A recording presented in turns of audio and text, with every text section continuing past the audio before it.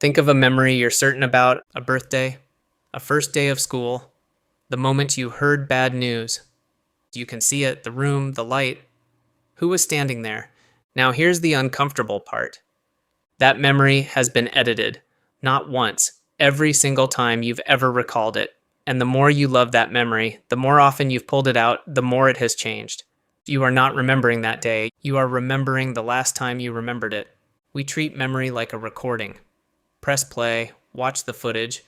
That's not what's happening inside your head. Not even close. And by the end of this, you'll understand something that's hard to unhear. The memory you trust the most is the one you should trust the least. Let's start at a family dinner. Every Christmas, a father tells the same story. The year the car broke down, the snow, the stranger who stopped to help. The first year, the stranger drives a truck. A few years later, it's a red truck. Then the stranger is an old man. Then the old man is wearing a hat. Then he's smiling. Nobody's lying. Nobody notices. Each version feels exactly like the last one. 20 years go by, and now the story his children can recite by heart, the one they'll tell their own kids, is a story that never happened. The original is gone. It was rewritten one Christmas at a time by the people who loved it most.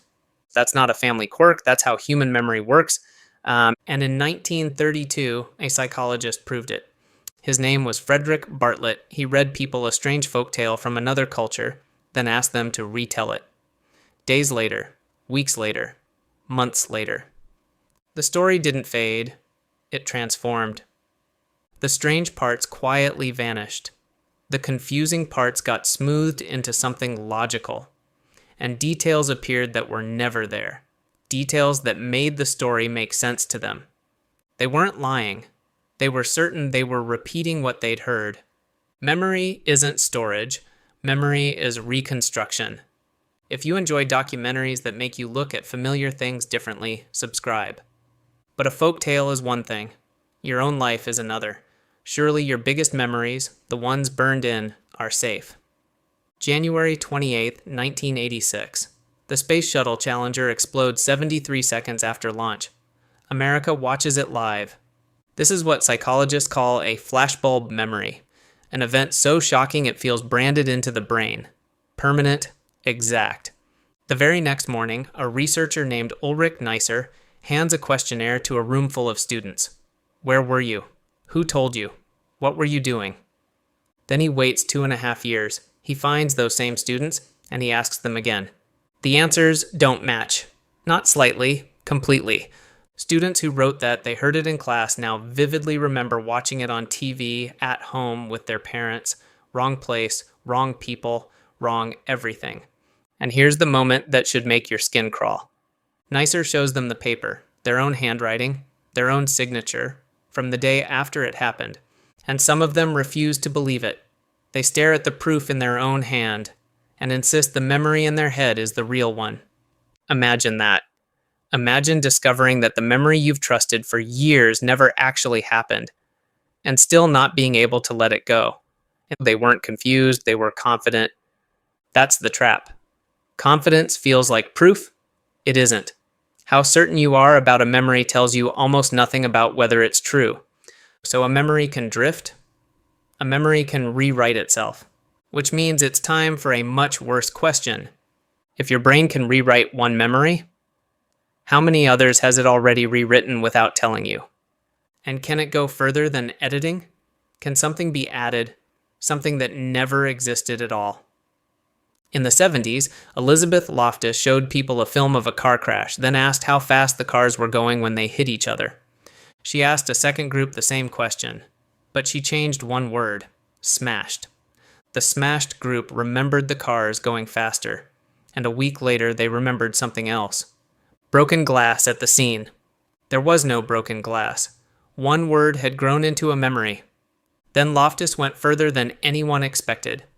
In the 90s, her team handed people short accounts of their own childhood, supposedly collected from their families. 3 were true.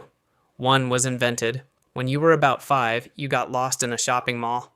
You were terrified. An elderly stranger found you and brought you back, and it never happened. And about 1/4 of them remembered it. Not vaguely. They elaborated. They described the man, they described what he was wearing, they described how scared they felt standing there alone. Some of them, when finally told it was fabricated, sat there stunned, because it felt exactly as real as every other memory of their childhood. A memory had been installed, and from the inside, there was no way to tell. Which leaves you with the question you can't escape. If a false memory feels identical to a true one, how would you ever catch it in your own head? You wouldn't. And now we know why. Think about a photo on your phone, one you love. You open it and you brighten it a little. Straighten it. Save. Next year you open it again, but you're not opening the photo you took. You're opening the version you edited, so you adjust it again, save again. Do that enough times and the original is gone. Not deleted, overwritten, and you'd never notice. Because every time you open it, it looks exactly like the picture you remember taking. That's almost exactly what your brain does. Except your brain does it to your life. For most of the last century, scientists assumed the opposite. Once a memory was locked in, it stayed locked. A file saved to a hard drive, sitting there untouched. Scientists thought the story ended there. It didn't. Around the year 2000, work led by researchers including Kareem Nader showed something far stranger. The act of remembering doesn't just read the memory, it unlocks it. For a short window, the memory goes soft, unstable, editable, and your brain has to rebuild it and save it down again. It's called reconsolidation, and while that window is open, everything you feel right now, everything you believe right now, everything you've learned since, all of it quietly gets written in. Sit with that for a second. Every time you remember something, you're not opening a file. You're taking it apart and rebuilding it with today's materials, and then you save the new version over the old one, which brings us to the cruelest part of all this. The memories you visit the most, the ones you retell at dinner, the ones you replay at night when you miss someone, are the ones that have been rewritten the most times. The memories you treasure are the most corrupted, and the ones you never think about are the closest to the truth. The person you miss most? You may be remembering a version of them your own mind built. And this isn't just a private problem. Eyewitness misidentification has played a role in the majority of wrongful convictions, later overturned by DNA evidence in the United States.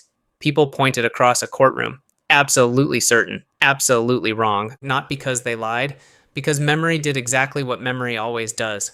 So is your brain broken? No.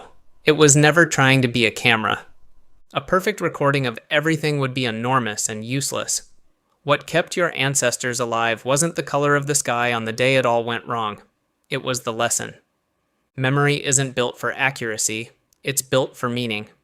It keeps the point and quietly rebuilds the rest, again and again, so you can carry the story forward. You are not a record of your life. You are the story you keep retelling about it, so go back.